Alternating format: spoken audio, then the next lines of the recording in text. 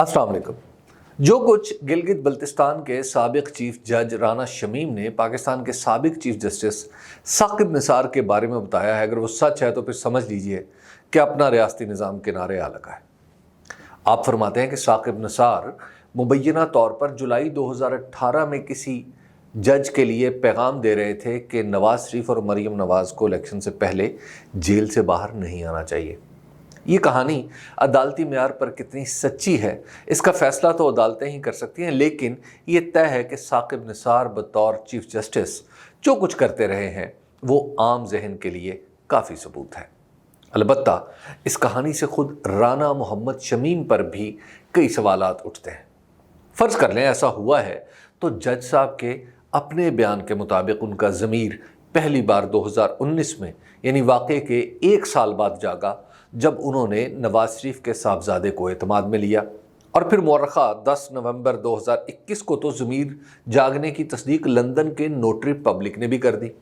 चलिए, देर आयद दुरुस्त आयद, लेकिन ये सवाल अपनी जगह कायम रहेगा कि एक जज के सामने दूसरा जज एक गैर कानूनी काम कर रहा है और वो 3 साल तक खामोश है। क्या ये 3 साल खामोशी काफ़ी नहीं तबाही के सबूत के लिए? ऐसे शख्स का मुंसिफ हो जाना जो इंसाफ का तकाजा पूरा करने की बजाय खामोश हो जाए, फी नफ्सी ही ऐसा अलमिया है कि इस पर जितना भी मातम किया जाए कम है। राना मोहम्मद शमीम के इंकशाफ को दुरुस्त माने या झूठ, लेकिन हकीकत यह है कि राना साहब मौसूफ या मियाँ साकिब निसार वो पहले अशखास नहीं जिनकी वजह से अदलिया के दामन पर दाग लगे। पाकिस्तान बनने के बाद 1954 में इस नौज़ायदा मुल्क के दूसरे चीफ जस्टिस मोहम्मद मुनीर के इस मनसब पर आने के बाद अदलिया मुसलसल तनकीद की ज़द में है। हर वो फैसला जो हमारी मोहतरम अदलिया ने सियासतदानों या जमहूरी इदारों के हवाले से किया, जैसे ही तारीख का हिस्सा बना, अपना इस्तदलाल खो बैठा। जस्टिस मोहम्मद मुनीर 29 जून को चीफ जस्टिस हुए और 24 अक्टूबर को गवर्नर जनरल ने असम्बली तोड़ दी। काजी उल क़ज़ा के सामने ये केस अपील में गया और साजिशों में लिथड़े हुए गवर्नर जनरल गुलाम मोहम्मद को चीफ जस्टिस आली मुकाम ने दस्तूर में नक़ब लगाकर कानून का चोर दरवाज़ा तख्लीक करके रास्ता दे दिया। फिर जनरल अयूब खान आए तो उनके लिए इसी दरवाज़े को इतना वसी कर दिया कि इसमें से जनरल याहिया खान, जनरल ज़ियाउल हक और जनरल परवेज़ मुशर्रफ बआसानी गुजर कर मुल्क के स्याह व सफ़ेद के मालिक बन बैठे। फिर जुल्फ़िकार अली भुट्टो को मौत की सज़ा देने वाले मुंसिफों को कौन भुला सकता है? उन्होंने पहले जनरल ज़ियाउल हक के मार्शल्ला को नुसरत भुट्टो केस में जवाज़ बख्शा और बाद में भुट्टो का केस सुना। इस ज़माने के चीफ जस्टिस अनवारुल हक ने 895 सफ़ात ये साबित करने के लिए लिखे कि लाहौर हाई कोर्ट के फैसले के मुताबिक भुट्टो को फांसी चढ़ा देना चाहिए। उनका साथ देने वाले 3 दीगर जजों में से एक जनाब जस्टिस नसीम हसन शाह भी थे, जो बाद में चीफ जस्टिस बने। उनका ज़मीर भी भुट्टो की फांसी के तवील अरसे बाद जागा और उन्होंने ये इतराफ़ किया कि जनरल ज़ियाउल हक के दबाव से उनका ज़मीर सो चुका था।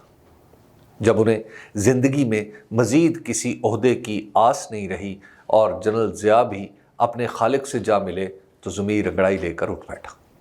वाज़ेह है कि भुट्टो केस की समाअत के दौरान किसी मुंसिफ के ज़मीर ने चूं तक नहीं की। किसी के ज़मीर ने यह नहीं कहा कि जिस शख्स को वो फांसी की सज़ा सुना रहे हैं वो दस्तूर का खालिक है और उसके बदतरीन मुखालिफ दस्तूर शिकन के जारी करदा PCO के तहत उन्होंने हल्फ ले रखा है। चीफ जस्टिस सज्जाद अली शाह को कौन नहीं जानता? हाँ जनाब, इस ओहदे पर गालिबन आए ही अपनी ज़िद्द और अना की तस्कीन के लिए थे। उनके ज़माने में अगर आज की तरह इलेक्ट्रॉनिक और डिजिटल मीडिया होता तो वो अपनी हरकतों से जनाबे साकिब निसार को कहीं पीछे छोड़ चुके होते। जस्टिस शाह को मोहतरमा बेनज़ीर भुट्टो ने मेरिट नज़रअंदाज करके चीफ जस्टिस बनाया था। फिर यही जनाब एक बार वज़ीर आज़म से मिलने गए तो मुनासिब प्रोटोकॉल ना मिलने के बायस ऐसी कदूरत दिल में ले आए कि बेनज़ीर भुट्टो को इक़्तिदार से निकालने वालों के आलाकार बनने से भी गुरेज न किया। नवाज शरीफ के दूसरे दौरे हुकूमत में तो जनाब ने दस्तूर में की गई तरमीम को भी तख्ता मश्क बनाकर सब कुछ अपनी मर्जी के मुताबिक चलाना चाहा। फिर जनरल परवेज़ मुशर्रफ की दस्तूर शिकनी को जवाज़ बख्शने वाले जस्टिस इरशाद हसन खान को तो किताब लिखनी पड़ी जिसमें वो बड़े रसान से ये साबित करते हैं کہ یہ ان کے ضمیر کا ہی تو فیصلہ تھا جس کے مطابق انہوں نے پی سی او کے تحت حلف بھی اٹھا لیا اور دستور میں پہلے سے پڑے رکھنوں کو تھوڑا سا درست کر دیا تاکہ یہ پرویز مشرف کی ضرورت کے عین مطابق ہو جائے۔ اس بد نصیب ملک میں ایک چیف جسٹس افتخار محمد چودھری بھی تو تھے۔ یہ وہی چیف جسٹس تھے کہ انہیں جب جنرل پرویز مشرف نے معزول کیا تو ہم میں سے اکثر ان کی بحالی کو ریاست کی بحالی سے جوڑا کرتے تھے۔ جب وہ معزول ہوئے تھے تو یہ معلوم ہوتا تھا کہ طوفان آ گیا ہے، وہ بحال ہوئے تو پتہ چلا کہ ملک پر قیامت ٹوٹ پڑی ہے۔ انہوں نے عہدے پر واپس آنے کے بعد سبھی کچھ اپنی انا کے بھینٹ چڑھا دیا۔ انہی صاحب نے چیف جسٹس سجاد علی شاہ کی تیار کردہ سان پر وزیر اعظم یوسف رضا گیلانی کو توہین عدالت کا مرتکب قرار دے کر رگڑ ڈالا، اور پھر اسی سے ملتے جلتے راستے سے نواز شریف بھی نکالے گئے۔ یہی وہ افتخار عدلیہ تھے جنہوں نے بحالی سے پہلے سٹیل مل کی نجکاری روک کر ملکی خزانے کو ناقابل تلافی نقصان پہنچایا، اور بحالی کے بعد ریکارڈک میں تانبے کی کانوں کے کیس میں اپنے ملک کا عالمی مذاق بنا دیا۔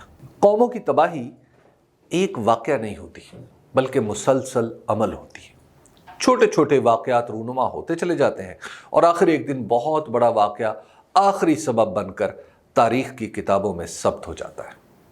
ہمارے ساتھ یہی ہو رہا ہے۔ بظاہر چھوٹے چھوٹے واقعات جو سیاست میں تھوڑا بہت تموج پیدا کرتے ہیں اور بھلا دیے جاتے ہیں، لیکن ایک تسلسل سے دیکھا جائے تو یہ سبھی واقعات اس ہماگیر تباہی کا پیغام ہے جو اس ملک میں اپنے پنجے گاڑتی چلی جا رہی ہے۔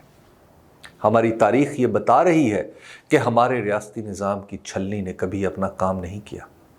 اس کے چھید اتنے بڑے ہیں کہ اس میں سے جسٹس منیر قسم کا آدمی سارے مرحلے پار کر کے ملک کا قاضی القضا بن کر ریٹائر بھی ہو جاتا ہے، اور رانا شمیم جیسا گلگت بلتستان کا چیف جج بھی بن جاتا ہے۔ بات یہاں ختم نہیں ہوئی۔ ذرا غور فرمائیے کہ ابھی جن شخصیات کا ذکر ہوا ہے کسی دوسرے نے ہی تو انہیں عہدے پر فائز کیا ہوگا، پھر انہوں نے اپنے اپنے دور میں نئے لوگوں کی تقرریاں بھی کی ہوں گی، پھر ان کے مقرر کردہ لوگوں نے بھی مختلف منصب لوگوں کو دیے ہوں گے۔ ریاستی مناصب پر تقرریوں کی اس زنجیر کی حالیہ کڑی سے ماضی میں چلتے جائیں تو زیادہ سے زیادہ آپ کو کچھ کراہت محسوس ہوگی کہ وہ لوگ جن کے ناموں کے ساتھ درسی کتابوں میں طرح طرح کے سابقے لگائے جاتے ہیں کتنے جھوٹے اور نالائق تھے۔ اس زنجیر کو پکڑ کر مستقبل کی طرف چلیں تو خوف آتا ہے کہ اس طرح کے لوگ اس ریاست کو چلاتے رہیں گے۔ خیر، زیادہ پریشان ہونے کی ضرورت نہیں۔ رانا محمد شمیم اور ثاقب نثار کا مقدمہ آج کا نہیں، یہ تو ہمیشہ سے چلتا آ رہا ہے اور ہماری مکمل بربادی تک چلتا رہے گا۔